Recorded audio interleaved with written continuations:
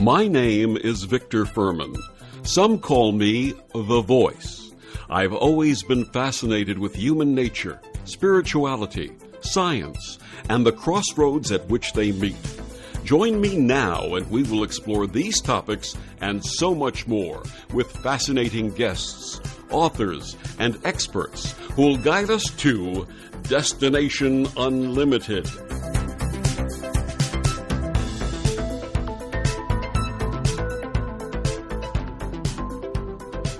Welcome to Destination Unlimited. I am Victor the Voice Furman, and many of us remember as children skipping and singing the song Skip to Maloo. Flies in the buttermilk, shoo fly shoo. Flies in the buttermilk, shoo fly shoo. Lost my partner, what'll I do? Skip to the loo, my darling. Well, our guest tonight is someone who as an adult has made skipping her passion, has found skipping changed her life, and is the advocate for skipping around the world. Her name is Kim Skipper Corbin, and she's a social media manager and book publicist by day and passionate promoter of the joy of skipping by night. She created iskip.com website in 1999 when she started skipping as an adult and decided to invite the rest of the world to join her as she skipped along. When the national media, including USA Today, Time, People, and CNN, shared the skipping story, she quickly realized she was not alone. Fellow skippers from around the globe volunteered to join the cause, making her dream of starting a worldwide skipping movement a reality. Kim has been celebrating the accomplishments of skipping community on iSkip ever since. In 2006, Kim joined the marketing team at New World Library, where she joyfully serves as social media manager and senior book publicist. New World Library is the publisher of such books as The Power of Now, Creative Visualization, and hundreds of other books that changed lives for the better. Skipping changed her life for the better. Please welcome Kim Skipper Corbin. Good evening, Kim. Good evening. Hi. So lovely to have you. You and I have been connecting professionally as you're promoting books that I've had authors on my shows for quite some time now. And it's so wonderful to welcome you as a guest to this, my inaugural show on the OMTimes radio. So this is really exciting for both of us tonight. Yes, it's such a joy to be here. Now, Kim, most people of my generation, and I'm talking about the older folks, I'm 60 plus, I'm not going to say more than that, remember skipping as part of our childhood activities in school. What was your first recollection of skipping? You know, it's funny. People often ask me this, did you skip a lot as a child and that kind of thing? And I don't have recollection specifically about skipping, but I was a major galloper as a child. So I rode horses. And so my friends and I would set up jump courses in our backyard and gallop around and jump over the fences. So I definitely have vivid memories of that, but I don't recall skipping being a huge part of my life as a child until I rediscovered it as an adult. You know, I did a little research on the skipping phenomenon, and it was really part of a square dancing routine from the 1840s. It was a partner stealing or swapping song, so I guess they were swinging back in the 1840s. But in those days, the playing of violin, especially in some of the more religious cultures, was considered to be taboo. It was considered to be the instrument of the devil. So consequently, rather than play the violin, what they would do is they'd clap their hands and they'd sing. And the song Skip to the Loo is traced back to 1840. And as I mentioned in the beginning, it was flies in the buttermilk, shoo fly shoo. You'd repeat that 3 times and then say, skip to the loo, my darling. Or cows in the pasture, 2 by 2. Say that 3 times and skip to the loo, my darling. Or lost my partner, what'll I do? Same thing. And then I'll find another one, pretty as you. Skip to the loo, my darling, etc., etc., etc. So it became a traditional dance in the, especially in the Midwest and in the South in those days when public square dancing and public dancing was very popular. And so consequently, it was something that was given to them as a pastime that was acceptable to the local culture and religions, and a lot of fun, obviously, for the people who were participating. So now, what was your life like before you began adult skipping?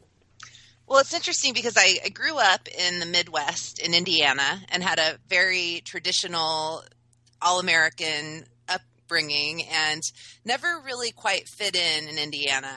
And I moved to San Francisco in May of 1996, and it really just opened up my eyes and to a whole new way of being. And I went to my first Burning Man in 1997, which is actually quite a big part of the story, just because of the community of people that I met there, and the artists and people who just are really tuned into being creative every day. And this was all new to me. Tell our listeners, before you continue, tell our listeners what the Burning Man is about, please. So Burning Man is a festival that happens in Labor Day week, every week in Nevada.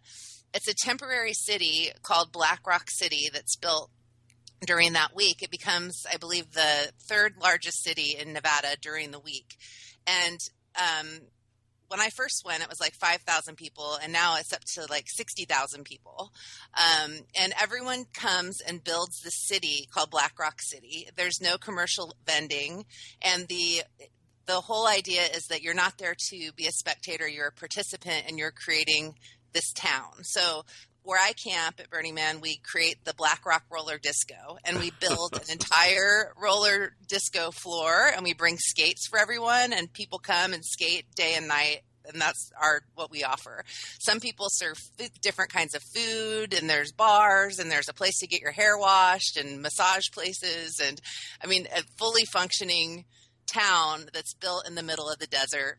And it's also an art festival, which is really a big focus of it, where artists have installations that they build, and then at the end, a lot of them, they're these really intricate, huge, gigantic installations, and then at the end they burn them. And it's kind of like the monks that do the mandalas that spend all this time on it, and then at Burning Man they burn it at the end. And it's really because it's a message of how creating for the sake of creating is its own reward. And the impermanence of everything in this world, the impermanence of the material world. That's a wonderful concept. It's amazing, yes. So I'm sorry, go ahead.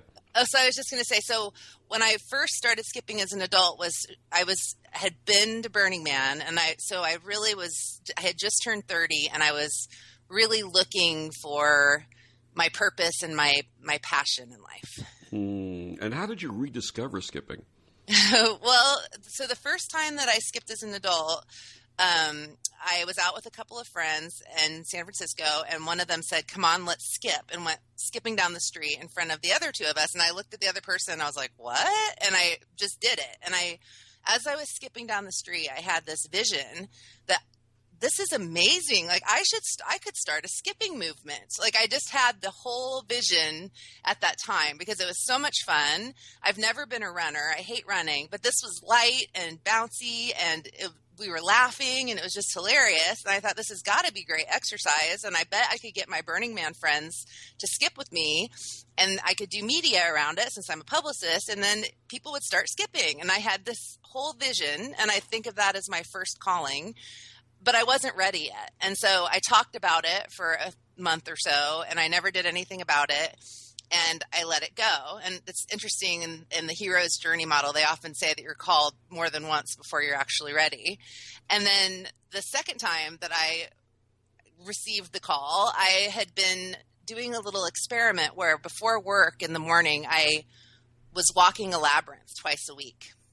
And really asking, what is my purpose? How can I help change things in the world for the better? How can I make a difference? And I was really getting into the habit of walking the labyrinth. And so one morning I decided to run to the labyrinth. And because I've always struggled with exercise and never had been able to stick with the exercise routine, I ran maybe half a block and almost collapsed in a heap and just was so frustrated. And when I went to work that morning, after having this great labyrinth walk and really putting out there what's my purpose, my coworker told me the story about her daughter asking her to skip with her at the mall. And she said, and I took her hand and I did it, but I thought, oh, adults don't skip. And it was just this clear as a bell message to me that it was time to make my idea of starting a skipping movement a reality. And so it was 1999, right at the height of when the internet was getting going, and my brother helped me create iskip.com, and that was the first step. So you had 3 skipiphanies before you actually started moving forward with it, huh? Yes, well, two really. So there was the first time I skipped, and I was like, yes, I should do this, and then, but I was at that time, I wasn't really interested in doing much but being a party girl. I was young, I was new to California, I wasn't ready to really step onto what has become my hero's journey and my path that I've been following for 16 years now. So let's take it back a step now. So you came from the Midwest, from Indiana. You came out to this wonderful, multicultural, open, the community that gave us Haight-Ashbury and the Summer of Love and all these wonderful activities back then, and the hippie movement and so on. What was that like, making that transition from the Midwest out to San Francisco? It was meant to be, is what it felt like to me, because life in the Midwest, it's a wonderful place to be from, and I have so many friends who are still there. But what happens there is you go to college, you find your special someone, you get married, and you have kids. And that path just has never been, it wasn't happening for me. So I never quite felt like I fit in there. And when I came here and found this whole new way of looking at life, I was kind of like a fish in water. Like I knew I was where I was supposed to be. Yeah, absolutely. I understand that feeling. And how did that feeling grow in you when you started? We would talk about the skipiphany and being facetious, but what did that feeling grow in you like? What was that like, that manifestation for you? Which manifestation? This concept of the yes to the skipping, when you said, yes, this is what I'm meant to be doing.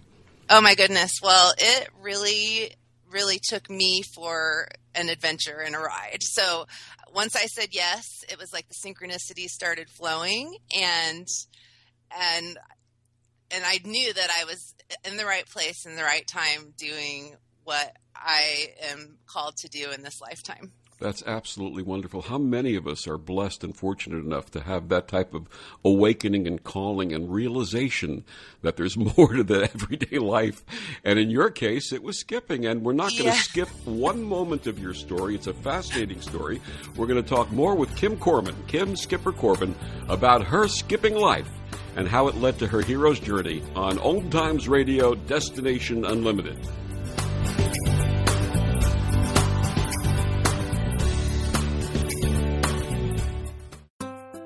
Grab a cup of tea or a glass of wine and tune in for Inspired Conversations with publisher Linda Joy on Tuesdays at 2 p.m. Eastern.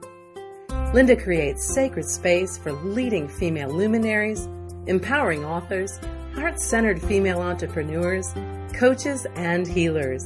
A soulful venue where guests openly share the fears and obstacles they've overcome, wisdom and lessons learned, and the personal journey that led them to the transformational work they do in the world.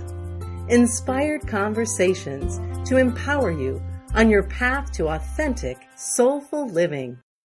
OMTimes Magazine is one of the leading online content providers of positivity, wellness, and personal empowerment. A philanthropic organization, their net proceeds are funneled to support worldwide charity initiatives via Humanity Healing International. Through their commitment to creating community and providing conscious content, they aspire to uplift humanity on a global scale. OMTimes, co-creating a more conscious lifestyle.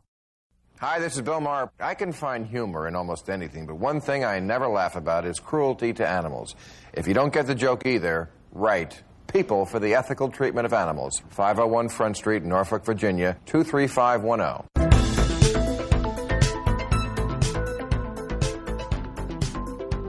And welcome back to Destination Unlimited on the OMTimes Radio Network. Our guest this week is Kim Skipper Corbin, social media manager, book publicist by day, and passionate promoter of the joy of skipping by night. Kim, we were talking about living in Northern California, your move from Indiana to Northern California to San Francisco. And in Northern California, there are no activities that are considered out of the ordinary, obviously. But did you get any unusual reactions when you started adult skipping from people? Well, my dad, who's still in the Midwest, at first said that he thought that I had surely lost my marbles. He was like, what are you talking about? And it's interesting because I can remember when I first had the idea, we had been in Ireland and I had talked to them about it. And my my brother said it might work in California, but it'll never fly in Indiana. And my sister said, you're crazy. Don't do that. It's like, absolutely don't try it. So there was these really, really strong reactions. My dad, once he actually tried it, realized that it was pretty fun.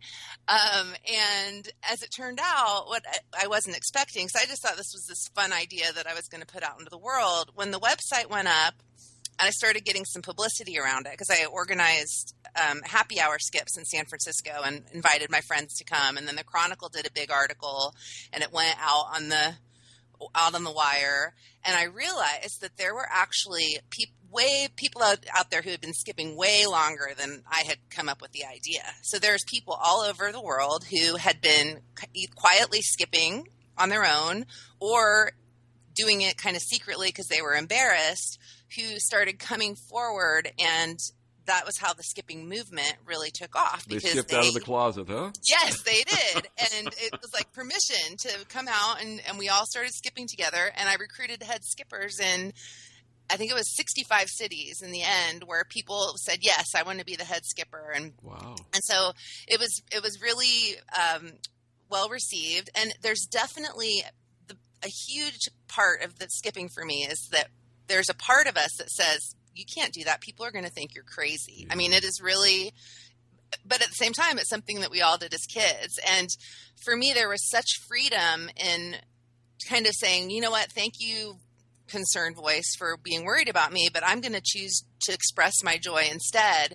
And when I did, realizing that actually people's reactions for the most part are maybe a little confused when they see you, but almost always people smile and say, hey, skip to Maloo, or hey, skippity doodah, or, like people really react in a positive, way. It brings joy to people. And our ego and our voice of caution that doesn't want us to look like a fool really has other things to say about how that's going to be. It's interesting. You mentioned the fact that initially your dad and your sister were trying to talk you out of it. And you talk about the internal voice that says, I really can't do this, or I shouldn't do this. What do you say to people that you meet, not just in the skipping realm, but in any walk of life, who have an idea, they want to do something different, something that is not in the tradition of their family, their culture, where they grew up, or what have you? What do you say to encourage them to go out and pursue that dream? Well, I think the most important thing, I think why we are all here, is to really get in touch with the inner voice that lives in our heart, that knows what is true for us and what brings us joy. And I think our world now more than ever, with all the craziness that's going on the political stage, needs us as individuals to honor that above all else. And it's not something that we necessarily were taught in our schools or our families, because it wasn't the predominant way that we needed to be. And so I would say, if there's something inside you that is calling to you and that brings you joy and makes you feel alive, please, please, please do it. And don't let your inner or outer critics stand in your way. Absolutely. What a wonderful message. Thank you for sharing that with our listeners. Now, 1999, you reached out to the world when you created iskip.com. What motivated you to do this? Well, it was kind of, the time was right. It was the .com gold rush, and everyone was putting up all these websites and getting IPOs for ridiculous amounts of money without a business model. And because I was fresh off of the Burning Man train and really into that philosophy about it not being about money, it being about, because I'm creating for the sake of creating, I was very adamant at the beginning that skipping was free and that I was not going to try and come up with some subscription model. Or my dad thought, oh, you could do a membership program and people could pay. And I was like, no, it's skipping. It's free. It needs, by its nature, skipping is free. And I don't feel right, trying to figure out a way to charge for it. So the putting up the website was just a natural progression of what was happening at the time. And it's also, I believe, why it reached the magnitude that it did, because everyone was trying to make money. And I was just saying, I think the internet's here to help us connect with like-minded people and to put positive energy out into the world. And that was why it became a big part of why, in addition to the fact that a lot of people hadn't thought about skipping since they were kids, such a big news story at the time. How many subscribers did you, or natural clicks did you originally have in 1999 when you first laid it out? And how many do you get today? Oh, there's really not. Lately, I haven't been that active on the website itself, so I don't even know what my current traffic is. I've been busy working on a book project, so that's been my main thing. And I don't know click-wise, traffic-wise back then, other than that there were 65 head skippers, and I would get emails constantly in my inbox. But I'd say it's even if it was new today, it would be far less, because it was early social media. It was before Facebook or blogs or anything like that existed. So it was like this opportunity for people to jump on and get involved. So it had this like kind of brand new element to this novelty element to it that is what got people so excited about it. And what type of information do you have on there? On the website? Yes. Well, at this point, it has really become so. When I put up the website, I was so convinced that I had found my calling that I left my day job at the time, and I left, so it's been a long journey, but every time I would think that, the skipping movement's over, someone would come along who did something miraculous. So I created the Hall of Fame section where I can sing these people's phrases. these people's phrases. The Skipping Hall of Fame. Yeah. So on the Skipping Hall of Fame, you'll find Ashrita Furman, who actually holds more Guinness World Records than anyone, and he skipped an entire marathon. Wow. And he's the world's fastest skipper because he set a record for skipping the fastest 5K. So I told his story. There was a guy named Extreme Gene who started extreme skipping, which is like kind of like skipping without it's like skateboarding without the skateboard, kind of like parkour, and they do all these tricks. And all these like young men started doing extreme skipping videos all over. So I told his story. There was a guy in Oklahoma who had the governor declare him as the official skipping ambassador for Oklahoma, and he raised awareness for a youth program that he had. A woman in Atlanta skipped 100 miles to raise awareness. So, I hear about these people, and then I write about them on iSkip.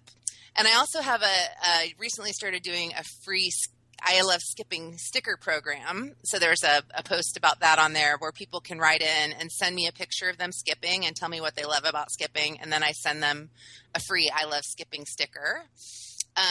There's some blog posts from me up there. There's emails that I've received from skippers all over the world saying what they love about skipping. I've got a video about how to skip on the treadmill. Which is really fun. So much fun to skip on the treadmill when you have serious runners on either side of you. Wow. And just put on a happy song and just skip to your heart's content. Wow. Is it easier to skip on a treadmill than run on a treadmill? I think it's easier to skip than run anytime. So I think so. And what's nice is you can just walk. Like I suggest to people that they just walk at like a regular walking speed and then do like 2 skips and then walk and just do 2 skips and like slowly work up to it. And it's good to practice skipping on the ground first before you go to the treadmill. So you have this wonderful website that's out there. What attracted others to the skipping movement at that time? Well, I think the fact that it was just an internet initiative that wasn't trying to raise money and that was just trying to bring a positive message to the world. I think that the people who had been skipping for a long time who thought they were alone really united in it.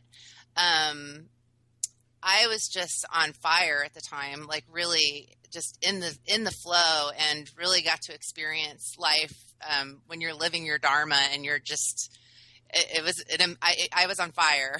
So I think my unbridled enthusiasm had a lot to do with it. I was in the like honeymoon phase of it all. And,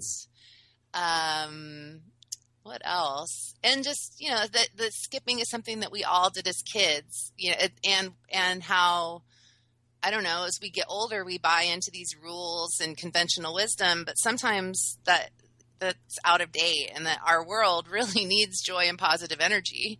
Absolutely. And I think that it brought that in a very innocent way, that people it's hard to judge. Absolutely. And how did it affect social life? How did it affect your social life? Oh my goodness. Well, it was wonderful, and it was hard too, because when I started skipping around San Francisco, I became pretty well known in San Francisco. So people would recognize me who didn't know me, and it was like my first experience with having any kind of fame or celebrity. You were a skip-lebrity. I was a skip-lebrity. There you go. And it was challenging, and I think this happens too when we find our path and we are growing in a new direction. I lost a lot of friends, or not lost, but my friendships shifted and changed, so that I was changing so much, and my regular group of friends were still doing what it was the way it always had been, and they weren't necessarily ready to go in the direction that I was going. So that was a little bit of a challenge, and I think that's common for people who are doing their thing, is that growing phase where you're kind of shifting, so your relationships shift. Absolutely, yeah. It seems that any time we entertain a new aspect in life and really challenge our lifestyle and challenge our process and what we've been doing, when we open those new doors, there are those who can't walk through those doors with us. And sometimes it's sad, but if they truly love us and are true friends, they'll appreciate that we're taking on that new path. Definitely. And, I have a friend of she's one of my best friends in the whole world. And she was the most shocking to me, where I came home to Indiana, like right when it first started. And the Indianapolis Star did a story about me, and I had my first TV interview, and she couldn't handle it. But later went to Burning Man and came all the way around, and we came through it. So they do catch up sometimes, and when they're ready. When it's meant to be, it's meant to be. And we're skipping along in our interview with Kim Skipper Corbin on Destination Unlimited. I'm Victor the Voice Furman on the OMTimes Radio Network, and we will be back after these messages. This is OTR-FM, part of the IOM Radio Network. As difficult as it is to believe, there are places in Africa where human traffickers sell albino children and their body parts for use in magic rituals. Humanity Healing International is actively working in Uganda to change this paradigm. The Albino Rescue Project finds albino children who are at risk and places them in safe schools and environments where they can learn and grow free from fear. To learn more or to sponsor a child, visit humanityhealing.org. Humanity Healing is where your heart is. Do you want to be a better communicator? Do you want to better connect with the important people in your life? Do you want to enrich your relationships? If so, join me, Matthew Cooper, on the Positive Control System Show every Wednesday evening at 11 o'clock p.m. Eastern Standard Time on OMTimes Radio. I'll meet you there. Circle of Hearts Radio is a sanctuary on the airwaves. Join me, Grandmother Elia, in the circle on Sunday 2 p.m. Eastern as I share information to both enlighten and nourish your soul. I left my heart in San Francisco. Hi, this is Tony Bennett, and I'm a volunteer for LifeBeat. The music industry fights AIDS. We all know that there are some new medications for people with AIDS, but there is still no cure. This is why I personally volunteer for LifeBeat. The AIDS crisis is not over, and people need help. Volunteer for your local AIDS organization. They need you.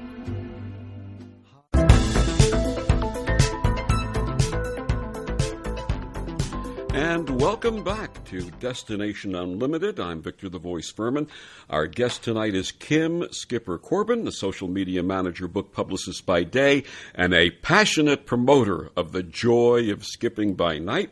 We were talking about her website, iskip.com, and we were talking about what attracted people to the skipping movement. So as you shared in your bio, the skipping movement became a national story at that time. How did that make you feel to become a skip-lebrity? It was bizarre. It was amazing, and just I could hardly even believe it. I remember when the Chronicle first did their story, and then I went to work that day, and I was skipping everywhere I went, and people started coming up to me and talking to me, and like it was amazing. It was really amazing. And the thing that I didn't expect is that the thing that the media most wanted to focus on was the physical fitness benefits, which I wasn't even thinking about that. I was just like a Burning Man fun party girl who thought it was a fun idea. And actually it's a really good form of exercise too. So all of the fitness magazines started calling me, and People magazine called me a fitness guru. And I was like, wow, like I would be the last person I would think that the universe would call to do this, but here I am. What are the benefits of skipping? Obviously, people who jog and run and so on get benefits. What are the benefits of skipping? Well, it burns twice as many calories as walking, and it has less impact on your joints than running. And it's also a thing that I like to point out is that running is largely based from our fight or flight reflex. Like we run to get away from things, and it's kind of this like intense energy. And with skipping, it's more like an animal frolicking in the field. So often when I go for a skip, it's not about distance, like going for a long way. Like I can go a block and be bouncing and dancing and having fun, so much fun that's to me the measure of a good skip, more than how far you go. Like if it's not fun, then I think you're missing the point. So what we're talking about is a more joyful activity, obviously, than the deliberate nature of running or jogging, which is part of that, you said, the fight or flight response. Yes, definitely. It's playful and fun and activates our childlike spirit that we all still have inside. Can anybody skip physically? Can anybody, or is there restrictions on people who have issues with their knees? Is this lower enough impact for people who have, for example, moderate knee problems? Well, as with anything, you have to listen to your own body, and if you have knee problems, it's probably not the greatest thing for you. But everyone can skip in their hearts and find their version of skipping and the thing that makes them feel like a kid again, and make that a priority. And make your heart skip a beat, I bet, right? Yes, indeed. Absolutely. Now, would you consider skipping to be akin to meditation and other transformational activities, and how does it affect the brain? I absolutely think that it is a powerful form of meditation, in that it really raises your energetic vibration at the same time. I touched on earlier how every time I skip, even now, if I'm in a public place, a part of me says, you can't do that. You don't skip here. And then my spirit is like, oh, I love to skip. I'm going to do it.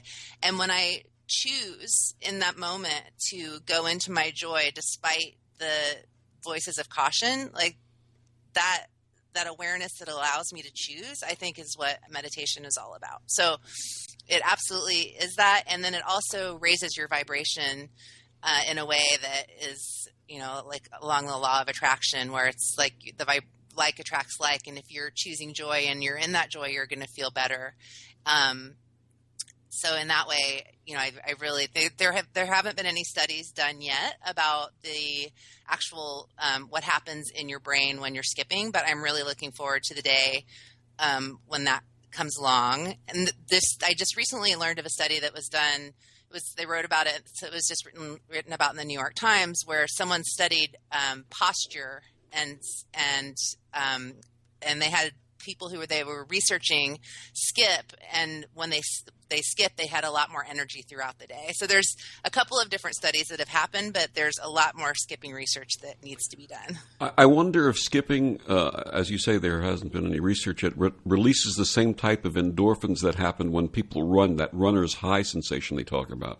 Absolutely. I have no doubt. And even more so because hopefully it's more of a joyous experience than just pounding the pavement and running. I know when I am in an activity that is something that my mind is directed toward, like meditation, but in a physical activity, doing something that I truly enjoy doing, I lose a sense of time. Do you lose time when you skip? Yes, especially when I skip for long distances. Like when you get into that zone and you're just off in the moment and in the flow, I think that's when time disappears. Yeah, it's that sense of loss of time. Do you ever chant while you skip? No, I haven't. I mean, I'll listen to music and kind of sing along, but I'm wondering what it would be like if someone had a mantra and they started chanting it while they were skipping. What that would be like? That would probably be cool. Yeah, because again, I think that you're amplifying the energy when you're skipping. So I think that's a great idea. I have a mantra that I use when I meditate, which is, no matter how I wish things might be, things are as they are. May I be balanced and non-reactive no matter what comes. So maybe I'll start trying that when I skip next time. How about skip to my own, my darling? Skip to my own. There you go. I think we've got a trend going here. That's wonderful. It's the new skipantra. So above and beyond skipping, this was really part of your hero's journey. Tell us about your hero's journey. Okay, so when I first started skipping and I thought that I'd found my calling, and I said, yes, universe, I will leap into the great unknown and believe that will follow, without a clear business model. But other than I'm working on a book that I had started then, and I had an agent. After I was in all the national media, I had an agent representing me, and I put all my financial eggs in that basket, and I leapt, and I pretty much crashed and burned. It was like really, it was a rude awakening. It was really hard. I went through a very dark night of the soul that was incredibly disillusioning, because I felt like I had the courage to say yes to this, and whatever had called me, in my opinion at the beginning, had dropped me. And it was really challenging. And then in time, I began to realize that any hero's journey is going to have that. And to write a book like I intend to do about saying yes to your calling, that I was kidding myself if I thought I was just going to have this, I found my calling and now it's a straight shot upward from here and everything's going to be fine. For those of our listeners who don't know what the hero's journey is, just talk about the stages of the hero's journey, and especially the dark night of the soul. Ooh, I don't know if I can say all you've of lived them. it. You've lived it. Do it. Well, we're girl. initially called sometimes once more or twice. Then we have the calling that takes us away from our regular life into a new world. And then after that, there's the period of the dark night of the soul and the disillusionment and kind of going through the challenges. And then once you come through that, it's a reintegration of all of it out into the world. So now go into detail about your dark night of the soul. I'd really like to hear about that. Okay. So I quit my job. I was working on the book. And then when I realized that the book wasn't going to happen, I needed to go back to work. So I got a job working for this 73-year-old bodybuilder who had self-publishing a book. Worked with him for a year. It was a very challenging work environment. He ended up firing me the day I left to go home for Christmas. Like, wow. Out of the blue. It was just not a good match energetically. Wow. And then I got a job at Curves for Women as an assistant. They were going to the owner was going to make me a manager, but the existing manager thought we didn't get along. So I ended up getting let go of that job for lacking initiative, which wow. is so funny because I'm a lot of things, but lacking initiative is not one of them. That sounds like an excuse for someone not liking you for whatever reason. Yeah. And the owner said, well, I have no reason to doubt her. And so it was just like, it felt like I had gone so far into left field that I couldn't get back on the track. And my dad was like, what's going on? And my kid keeps getting fired. Like, my life before I said yes to my calling had just been simple. And it was like, I was suddenly in the middle of nowhere. And then I got a job at the Learning Annex. And on my first day, I realized that I was in another situation that was going to be extremely challenging. And I called my dad crying, and he said, Kim, you need to go, you're bankrupt. You got to get your spirit, go in there and show up every day and do your best. And I did that. And I was there for 9 months. It ended up being an extremely fulfilling job. And finally, a job opening opened at New World Library, where I am now, where I have landed at a place where I am really can make a positive difference in the world. Tell us about that. Well, New World Library was started in the late 70s by Shakti Gawain and Mark Allen when she wrote Creative Visualization. Mm-hmm. So, the skipping movement showed me that I can use my life to make a positive difference. And that's really what I loved about when I look back. Like, that is what I most wanted to be using my life for. And when I came to New World Library, it's like I feel like I landed in the mothership of all of that energy. You know, it's like they'd been doing it for so long, and no longer was I in these jobs where I wasn't a match. Like, I was fine. And I believe it's because I had got, by staying at the Learning Annex and finding my way and showing up and blooming where I was planted, it got me ready to step into this role where now I'm working in a work environment that supports the positive change that I hope to create. But I had to do it inside myself first. Absolutely. So in other words, your journey, your hero's journey, led you to this wonderful destination. And tell us some of the things that you do with New World Library. Well, as a book publicist, I get interviews for our authors, which is how I gotten to know you. And social media as that has evolved, it's pretty amazing how my skipping experience has blended with my work at New World Library, because now we have a Facebook page at New World Library. I'm interacting with our communities there, and it's very much what I did way back when the internet first started, and I didn't yet realize that, like what that skill was how it would end up serving things later. So I work with our authors and write press materials and just immerse myself in these teachings that help us to be more present and awake and aware and tuned into our inner truth. I've got to ask you, your coworkers and colleagues at New World Library, have you gotten them skipping? Oh, they're such great skippers. Like, when I first started, Reader's Digest did this story, and they all went out and skipped with me. And, they are fantastic skipping supporters and communities. And so many of our authors are skippers. In fact, Bill Plotkin, who wrote Nature and the Human Soul and a book called Wild Mind, was actually, this is synchronicity, the head skipper in Durango, Colorado. Wow. And in full circle, I ended up being his book publicist at New World Library. So the professionals who skip together stay together. Our wonderful guest, Kim Skipper Corbin. We're going to talk more about her skipping journey after these messages. You're listening to Destination Unlimited on OMTimes Radio. The number one reason girls drop out of school in sub-Saharan Africa is lack of access to feminine hygiene products. The Pads for Schoolgirls Project, an outreach of Humanity Healing International, is changing this paradigm by setting up sewing programs at schools, teaching girls a vocational skill, while producing the reusable pads that help keep them attending classes. The girls pay it forward by making and giving pad kits to other girls in need. To learn more, visit humanityhealing.org. Humanity Healing is where your heart is.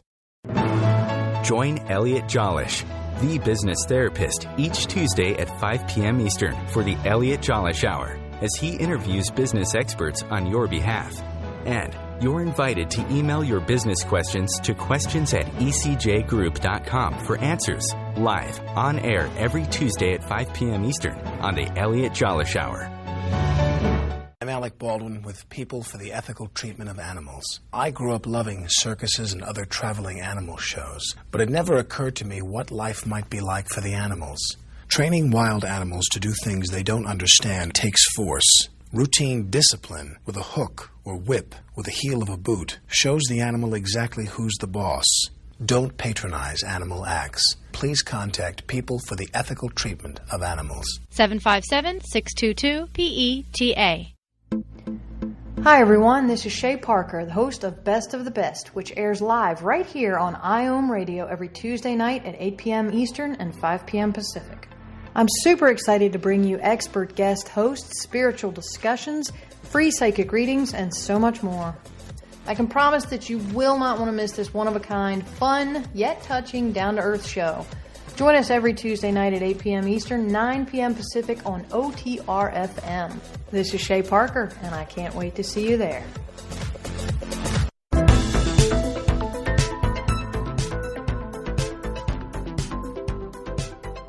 And welcome back to Destination Unlimited. I'm Victor Furman. Our guest tonight, Kim Skipper Corbin, social media manager, book publicist by day, and passionate promoter of the joy of skipping by night. We were talking about how you had a plan for a book several years ago, and it didn't really manifest, but you're back on track with that. What's the working title of the book? The working title of the book is Skipping the Life Fantastic. And then the subtitle is 32 Things. I'm not sure exactly how many things there's going to be yet.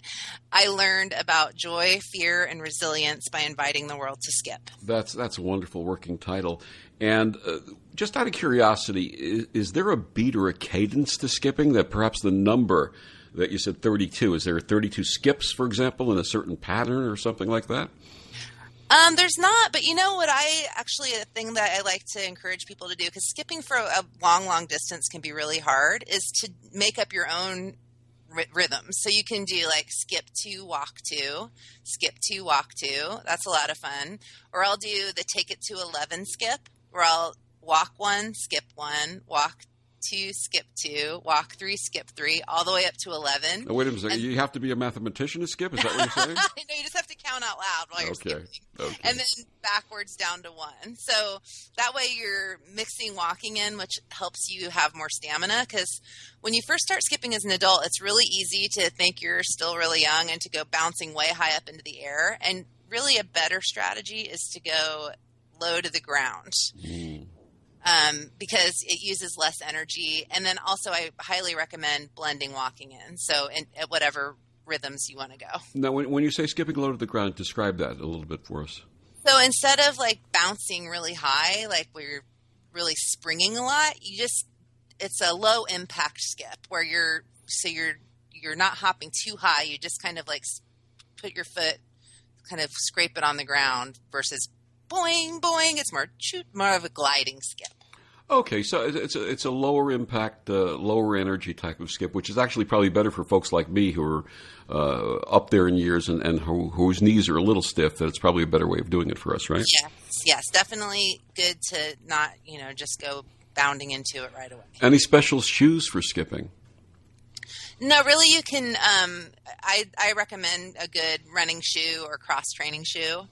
And I personally love skipping barefoot in the grass. Oh, that's cool. That's cool. I just think of but you could come out with a line of skips, your own shoes, right?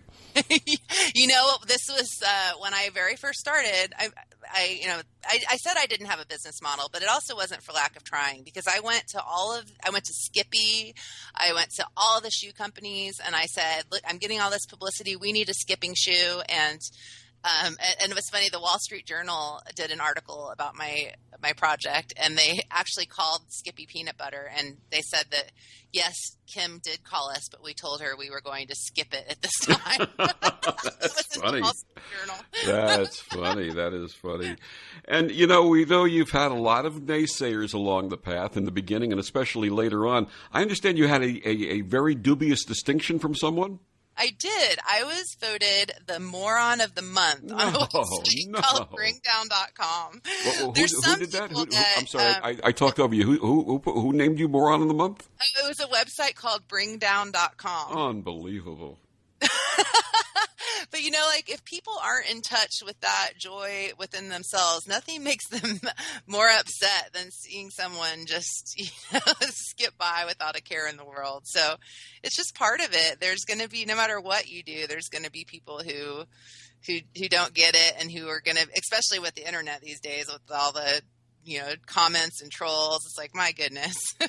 Do they have do they have any skip fail videos?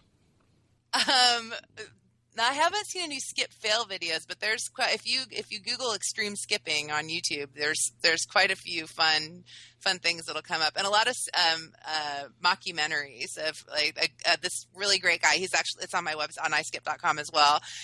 In Amsterdam, did this really funny mockumentary about skipping, how people skip to work in Amsterdam, and it's gotten tons and tons of views. And he and I have become friends, and so it's like whenever there's anything out there that's skipping related, I reach out to the people, and then I write about it on iSkip. I remember Monty Python used to do this routine about this funny kind of walking. Do you remember that? Yes. That's very skipping-esque. Yeah, it was a skipping-esque type of walk. I remember that from years ago. It was very fun to watch. And on Friends once, Phoebe said, "Why don't we run this all silly?" And she would run down the street, like flailing her arms all about. And so there's been a few different. Oh, and then there's the Prancer-size lady who came along. Prancer-size, yes, Prancer-size. Yes. And have you got a lot of naysayers? and who else has been a naysayer to you besides the dubious award you received? Just lots of really negative emails. Not lots, but a fair share of people saying, "Oh yeah, you're a kid again, an attention-starved kid," and people who just don't get it. What do you say to people who have this necessity to bring others down because they just don't get it? I try not to say much to them. Don't give them any energy. Skip on by. Skip on by. That's a wonderful attitude. Yeah, I say that to people. There's a lot of people who get attacked for taking a point of view and for stating something or for acting in a certain way. And what I say is, whoever the critic is, whoever the hater is, don't give them one iota of energy, because that's what they want. They want that recognition, that energy. And if you don't deny them of that, you're actually balancing the energy and doing the right thing. So. And also, I think there's something, too, if it's hard to do that, then it's time to look within to see if there might be a part of you that agrees with them. Absolutely, yeah. Maybe there's something that they're pushing a button in you. Yeah, that you need to look at yourself. Because I definitely, that happened with me with a friend where I realized my friend that I mentioned earlier that had a hard time at first, and it triggered me so much that she was so upset. And then I realized it's because there was a part of me that was not sure either. And she was just reflecting that back to me. Absolutely. Now, tell us about organized activities. I understand there's a lot of organized activities around the country involving skipping. There's a amazing young woman in New York named Michelle Joney who skipped onto the scene a few years ago, who does Michelle Joney's Skipping Club every summer in New York and leads skips. I don't know if she'll be doing them weekly this year, but the past couple of years she's been doing a weekly themed skip, which is just a joy to behold. So New York skippers can get out there and skip. In San Francisco, we did a skip along for Hop Along for an animal rescue called Hop Along Animal Rescue, and raised money for them to save animals' lives. And then on July 31st, it will be Skipping Up and Down the Street Day, which is this will be the third time that we've done it. A woman in Toronto started this, and after taking a couple of years break, we're back at it. So we've got a Facebook page for Skipping Up and Down the Street Day, where we're going to be encouraging people to get out with their friends and skip on that. Skip loud and skip loud. Is this going to be around the world? Yes. Wow. Yeah, and so there's on Facebook, if you just Google Skipping Up and Down the Street Day 2016, you can be a part of it. Wow. And I assume that everyone has to do that simultaneously so that we don't flip the earth upside down. Is that correct? It's spaced out in the 24-hour period. So I see. So the energy of the earth is balanced that way. That's wonderful. You had mentioned the Fun for Animals. Are there any other charitable activities involving skipping? That's all the one. I've worked with a couple of schools who have done skip-a-thons at their schools and that kind of thing. But that's the only active one that's going on right now. Okay, that's cool. What message do you have for the non-skipper and for those of us who, shall we say, are skip curious? Well, do you mean non-skippers who might want to skip? Yes, absolutely. Yeah. Well, I would suggest that you don't have to be out skipping in public to give this a try. You can do it in the privacy of your own home. And I would just encourage everyone to try skipping 10 steps. Just like when you're walking down your hallway, just skip 10 steps and feel how it feels inside and if it kind of sparks a part of you that you might not remember was there. Now, if someone wants to join a skipping organization, you talked about lead skippers throughout the country. If someone wants to join a skipping organization, how would they find one? Well, the head skippers are no longer an active part, other than if people organize events, we put it up on iskip.com. So The best thing to do would be to go to iskip.com, and you can send me an email through there. If you're a skipper who thinks it would be fun to start a skipping club, Michelle Joney and I have worked with people to get that going, and then we write about them on the Hall of Fame section of iSkip. So I would love to hear from anyone who is interested or who's planning a fundraiser and wants help, or who is already doing something skipping related. And also just a reminder that you can get a free I Love Skipping sticker if you go to iskip.com and get the info on how to request one. Do you know, are there any skipping meetups? Because there are meetups all over the country. Are there any skipping meetups? Not through the Meetup organization, other than like what Michelle Joni does, or when I'll do skipping events, or they're in Pioneer Valley in Massachusetts. There's a group that meets. So it's all of that would be on iSkip, but they're not official meetups that I know of personally. How about senior skippers? There's been quite a few senior skippers, actually. Yeah, like one of the head skippers was in her 70s. So it's for people of all ages. Who's the oldest skipper you knew? Probably my dad. So you converted the old man, you got him to skip, huh? My old man in Indiana, skipping down the road. Skipping again in Indiana. It's so funny. So I know that in our email back and forth when you've been bringing authors to my attention for the various shows that I've done over the years, you signed your emails, your signature block said onward and upward. Is that your skipping mantra, or is it something else? That's my everyday mantra, and the skipping mantra is definitely skip on. Tell our listeners where they can find out more about you and skipping and this wonderful activity. Well, just skip on over to iskip.com, and you'll find links to our Facebook and social media there. We're on lots of different social media. Also, if you're in New York, check out Michelle Joni's Skipping Club. And if you're interested in learning more about New World Library, we're also on Facebook, and our website there is newworldlibrary.com. Kim, I want to thank you. It's been such a pleasure to speak with you this evening and to share this wondrous discovery of yours, the rediscovery of skipping and the joy that it brings to people, and iskip.com and all of the activities that we've talked about tonight. And unfortunately, we have to skip on out of here tonight. Kim Corbin, thank you so much for being with us on Destination Unlimited. Thank you so much. Skip on. And we'll be back next week with another edition of Destination Unlimited on OMTimes Radio. I'm Victor the Voice Furman. Thanks for joining us, and have a great night.